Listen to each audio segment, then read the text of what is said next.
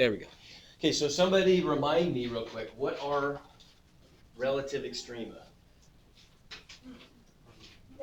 Very simply. Okay, they don't have to be in any kind of an interval. They could be just anywhere. These are things you can define in terms of, topological descriptions. What's a relative maximum always going to be? It's a peak, yeah. It could be, and so technically it's higher, it's a point that's higher than all the points around it, right? But think of it as a peak. Okay? It's either a sharp peak or a rounded peak. What's a relative minimum? A valley. A valley. Either a sharp valley or a rounded valley, right? And so we're going to look for those things. So what do we probably have to do to our function to find that stuff, you suppose? Take a derivative. We got to take a derivative because we already know, we talked about last week, that we know the kinds of places to look for relative extrema, peaks and valleys.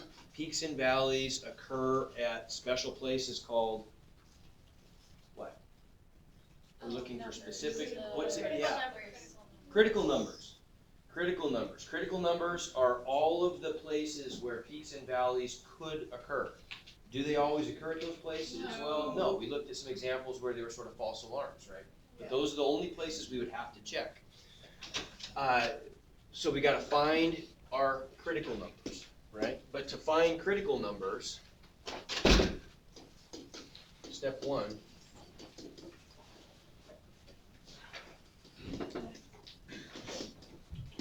find critical numbers. Now, where, in our search for critical numbers, where do critical numbers occur? Okay, so where the derivative equals 0, those are critical numbers. And then where, so we're going to look where f prime of x equals 0, and then we're also going to look where? Undefined. Where it's undefined. Where f prime is undefined. And we could even, if we want to be specific, we could even say, okay, well, category 1 up here, where the first derivative equals 0, those always yield what kind of relative extrema?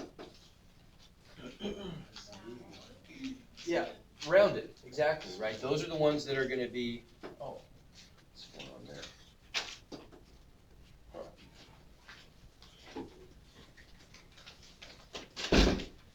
And where the derivative is undefined would always yield what kind of peaks and valleys? Sharp. Okay, and I think knowing that is actually a little bit helpful, kind of making that connection. So to find these things, though, they both have something in common. They both involve the derivative. So what do you suppose our first step is going to be? Find the derivative. Find the derivative, right? Differentiate our function. So we've got f of x. So what is our derivative function going to be? First term is 3x squared minus, so it's going to be, 3/2 times, you're right, times 2x, and the 2 times 3/2 is just 3, isn't it? So we're just going to get 3x, so there's our derivative function. Okay, so let's look for our critical numbers. I a lot of times like to start with number 2, just to kind of get that out of the way, to know if we even have to deal with the second kind of critical number. Are there any places where this derivative function is undefined? No. You're right. How come? No. Okay, yeah, there's no x's in the bottom. There are no x's inside of even roots, right? In fact, what kind of a function is this? Okay, but even broader than that, what kind of a, what is it? It's a polynomial, yeah. And remember what a polynomial is. Polynomial is just a sum of terms, right? Quick review. Sum of terms, and each term consists of some real number multiplied by a whole number power of x, right? We can just have a big string of those, 2 in this case. So that's a polynomial, and this is something you can always remember. Polynomials are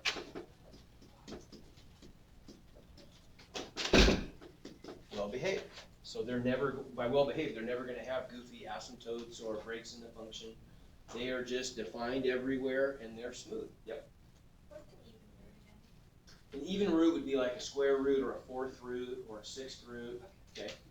Remember, we can't take even roots of negative numbers. So we know that we don't have to worry about those kinds of critical numbers. There are none because the derivative is defined everywhere, right?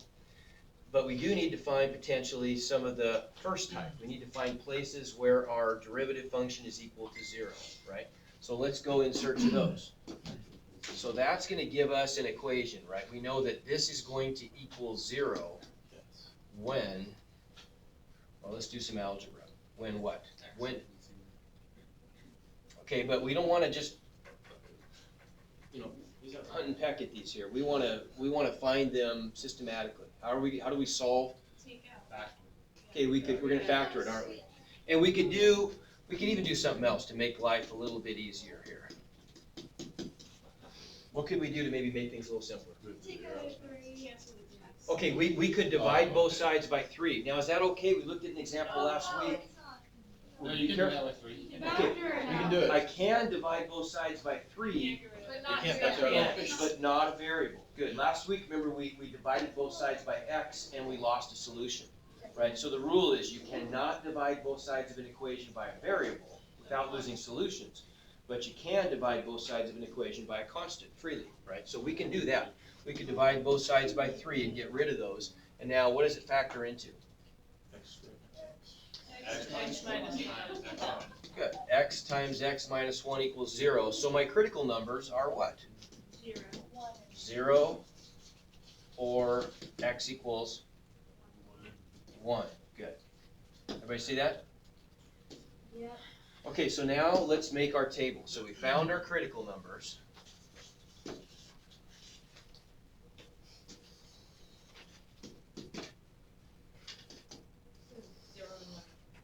So yeah, 0 and 1 are critical numbers. Those are our only critical numbers, right? So what are are there any other places where we could possibly have a relative extremum?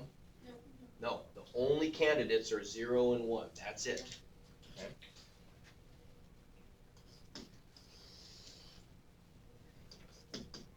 Okay, so let's fill this out then. What have we got here? We can start to add some things. Well, we have two values of x, 0 and 1, right? And we know these are critical numbers, aren't they? We know they're critical numbers because if we go down to the third row in our column, what was the value of the first derivative at 0?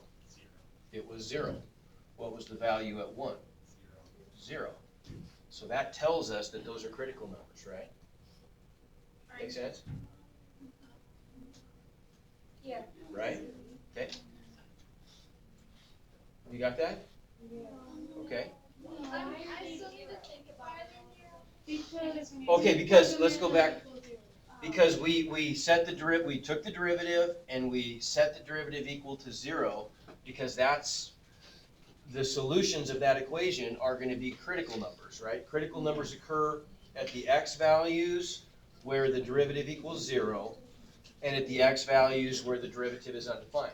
Our function, our derivative function was nowhere undefined, right? It was a polynomial, so we didn't have to worry about the second type. There are no places where the derivative is undefined, but we found two places where this equation equaled 0, right? Our derivative equals 0 at x equals 0 and x equals 1. So those are our critical numbers. Now we even know something else about those. We know that those are going to be smooth peaks and or valleys if they are, right?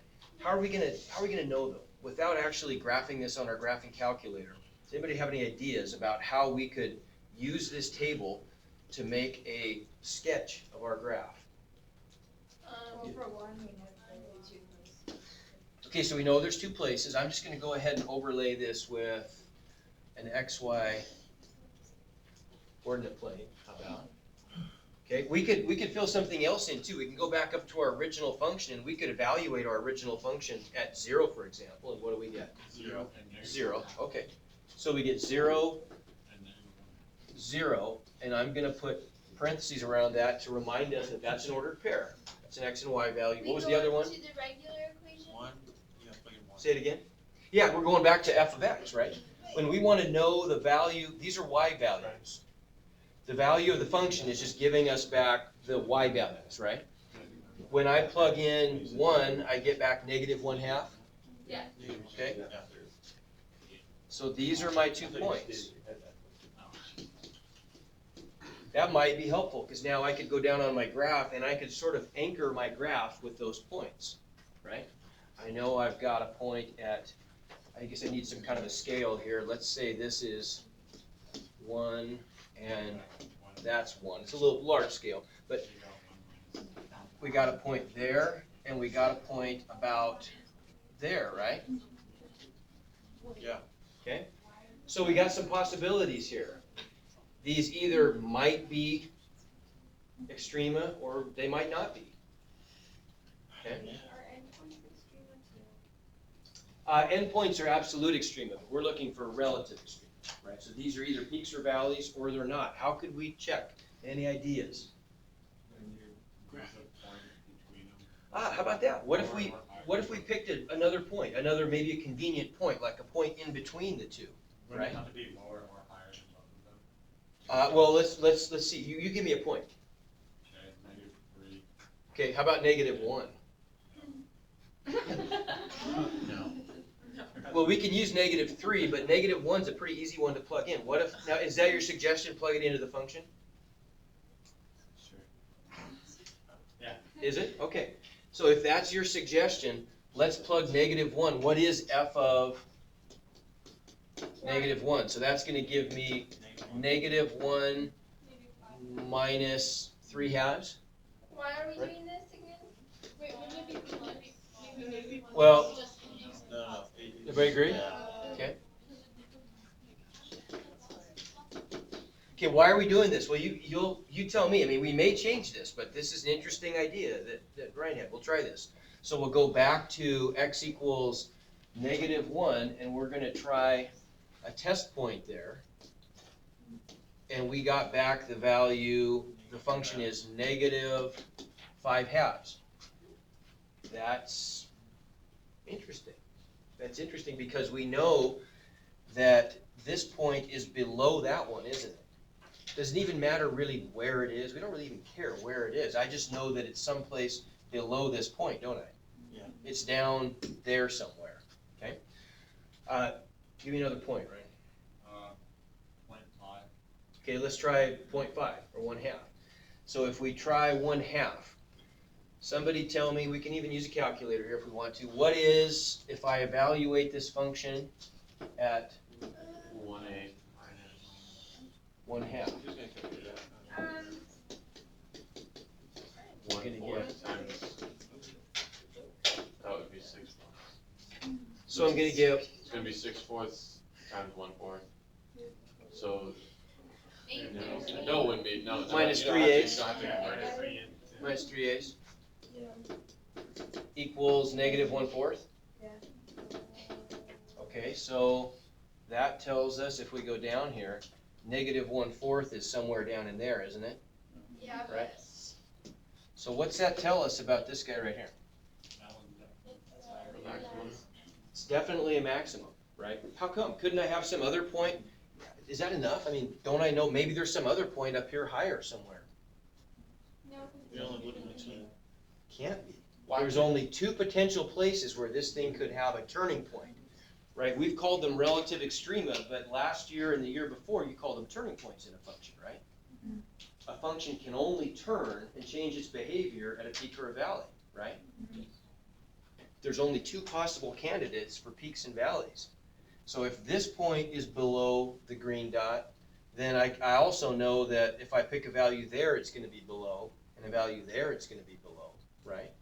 Because there's no possible way it could ever turn back around, moving to the left. You see what I'm saying? And so this is important to know that that's the maximum. Right. So and let me just tell you right now, you'll see why. We're gonna do a bunch of applied problems later where you're gonna see why it's so important for us to find these. But just believe me for now, finding relative extrema is a big deal in calculus and a big deal in applied calculus. The kinds of places where calculus is used, like in economics or in math and science or in engineering, those kinds of places, relative extrema are important points to find on a function. Yep. Like I understand the logic behind what you're saying, but why can't like just in terms of like playing devil's advocate, why can't the maximum be like at 0.1, and then it could have turned? Because we didn't get a critical number at 0.1. Okay. See what I'm saying? Relative you're just- extrema can only occur at critical numbers. So you were just proving that it only occurs at critical numbers. Well, I wasn't even proving that. I was just saying we're going to take advantage of that. Okay. Because we know that this is the only place where it could turn. We can see that because this orange point to the right and this orange point to the left are both below the green point, I know that the general behavior of the function there has to be a peak. Right? Everybody get that? Yes. Okay. What about over here? Well, we know this point is above this one, right? And so we really need to know what's going on over here. There's two possibilities. If the point over here is below this one, then it must have failed, right? Because for this to be a valley or a peak, it's got to be the lowest point relative to test points on either side of it. You see what I'm saying? So let's test a point over here. Let's go out to like 2, see what we get. So if we try f of 2, this will be a little easier. We're going to get 8 minus 6 equals 2. So on this side, it's going to be up here somewhere, right? We don't care where. We just know it's higher than the green point. So if I draw this very carefully, then I get a pretty good sense what this function has to look like. It's got to do something like that, doesn't it? Has to. That's what we call a sketch of the function, because it's not exact, but it does tell us the behavior at probably the only 2 points we really care about, which are that point and that point. Right? Yes, ma'am. So I was just wondering, like, if we have this kind of question on Math Excel, do we enter in just the x values or like the ordered pairs? Well, it's gonna. You have to read the question. It'll just depend on what they ask for. If they're asking for critical numbers, then you're just entering the x values. Yeah. Okay, does that make sense? Okay, that worked, didn't it? Okay, having shown you that, I'm going to show you a better way to do it, though. Oh. Okay? Show you a better way. What's the point of doing this? Well, because so you can appreciate the better way. Exactly. Okay, what if we did this instead? Now notice that when we went back and chose our test points, we always went back to the original function. Well, I'm going to give you a generality on this table that just believe me. And later on, I'll ask you this and you'll say, yeah, I agree, Mr. Roy, that was definitely right. It's always better to work lower down the table.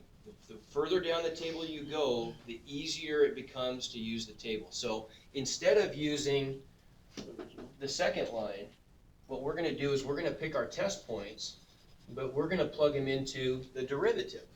Okay? Yeah.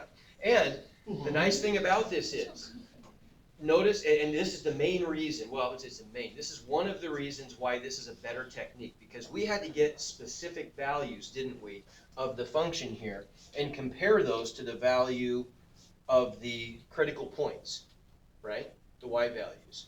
So we actually had to scratch our heads a little bit and figure out what were those fractions. It was not too bad this time, but it might have been. What if they were trig functions or something, and we had to go back and evaluate these trig functions and find the exact values of the trig functions for specific values of x. That could be a little bit cumbersome to do. Now watch this.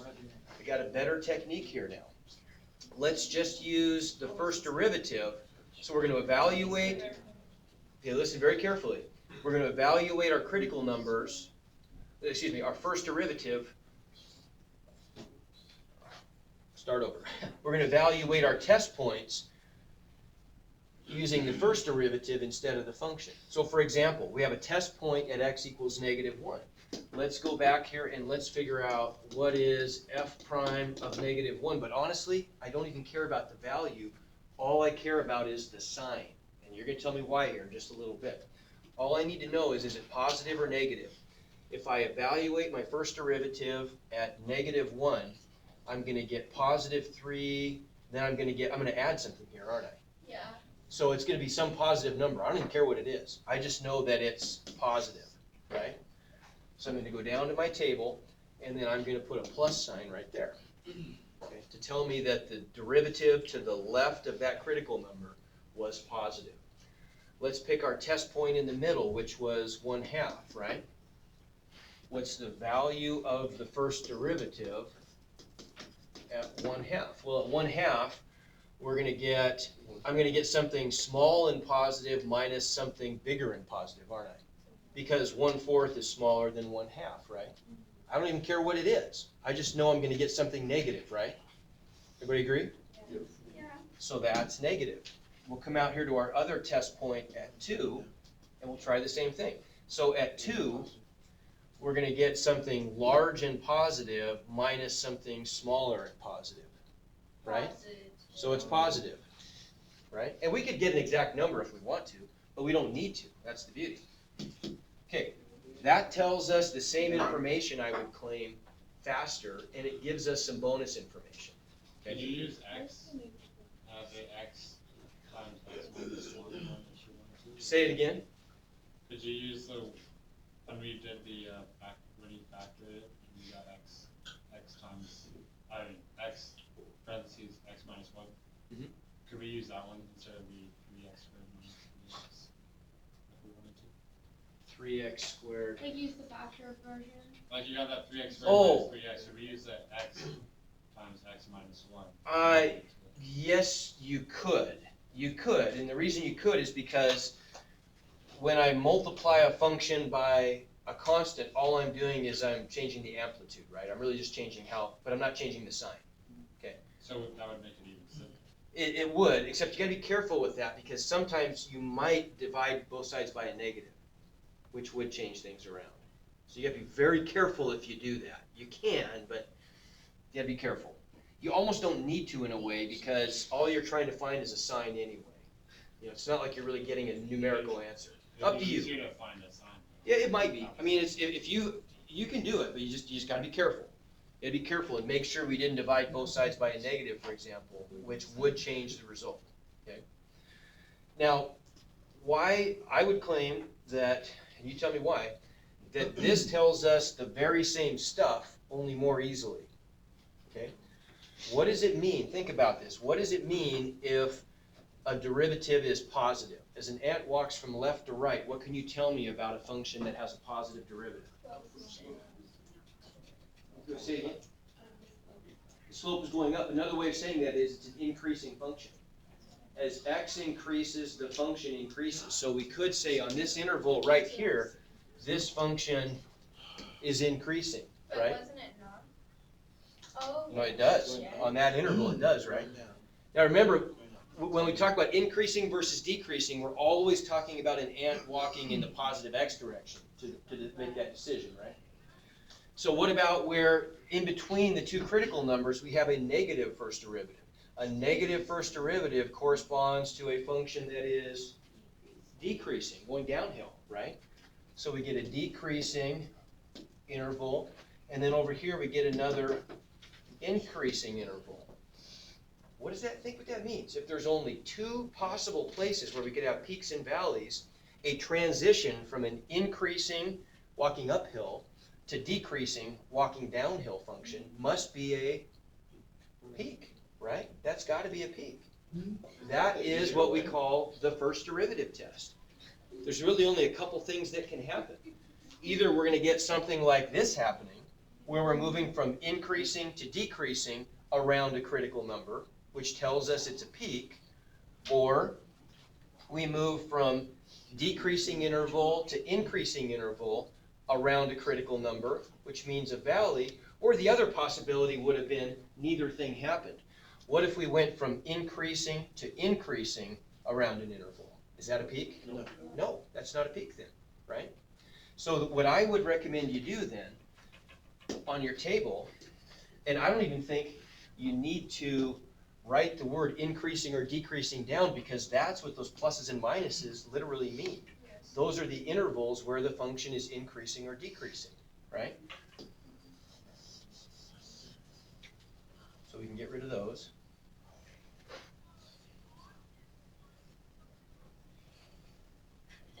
And then down here at the bottom of your table, and you keep in mind we are going to add a second derivative line at some point, but for now we're not. So at the bottom of the table, we can say this. Okay, that's a 0 first derivative transitioning from positive to negative means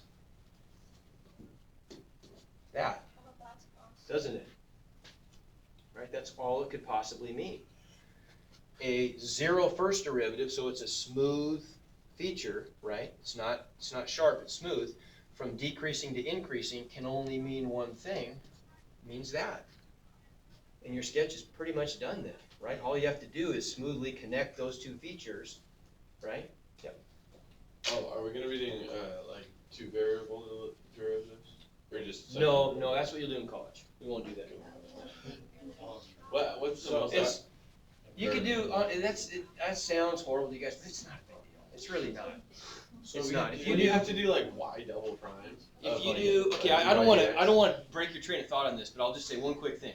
It's not that big a deal because usually when you're differentiating, you're doing multivariable calculus, the variables are correspond to like x, y, and z, and so those in physics will know the word orthogonal, right? They're orthogonal directions, and so they have no impact on each other, and so you can differentiate the x's.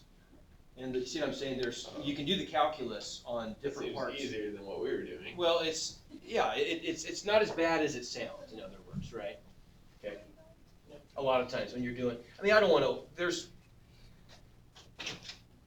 Sorry, I was. Yeah, what you're saying is asking is a good question, but as it relates to this, I mean, we've done stuff involving x's and y's, but as it relates to something like this, where you're talking about curve sketching, if you were doing something like, let's say you were going to do a function of x and y, then what you're really talking about is a surface, right?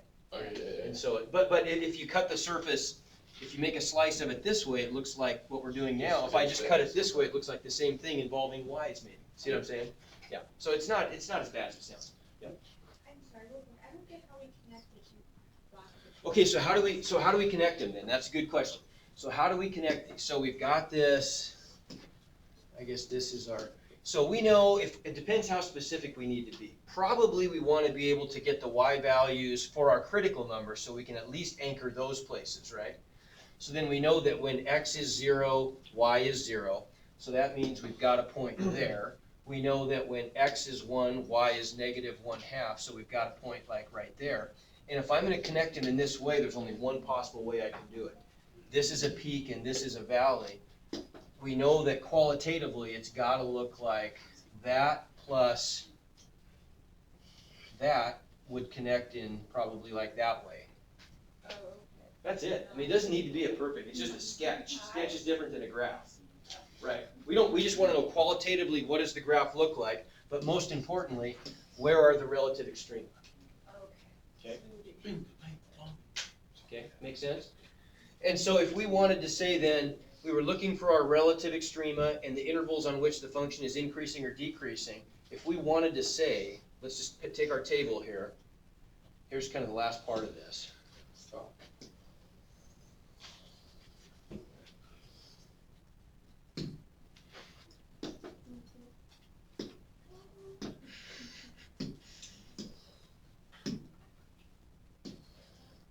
Isn't it kind of setting boundaries to like the points are in between these 2 points? It is. So if I wanted to say, like if I'm asking now, the intervals on which the function is increasing, we could say that f increases on that interval. Well, what's that interval? Yeah, it's going to be up to 0, right? Does that make sense? Yeah. So it's increasing on that interval, but it's also increasing on that interval, right? So it'd be increasing for values of x less than 0 or greater than 1, right? Yeah. We would say that f decreases on just that interval in the middle. Okay? And our peaks and valleys are just the transition points from increasing to decreasing. You get the idea? Mm-hmm. Okay, let's do another one. We have 4 minutes. Oh, man. Oh, Wait, can you go back to the? Okay. Yeah. I was accidentally. There you go. I appreciate Well, I gotta take a roll anyway, so. What's your golfers always doing?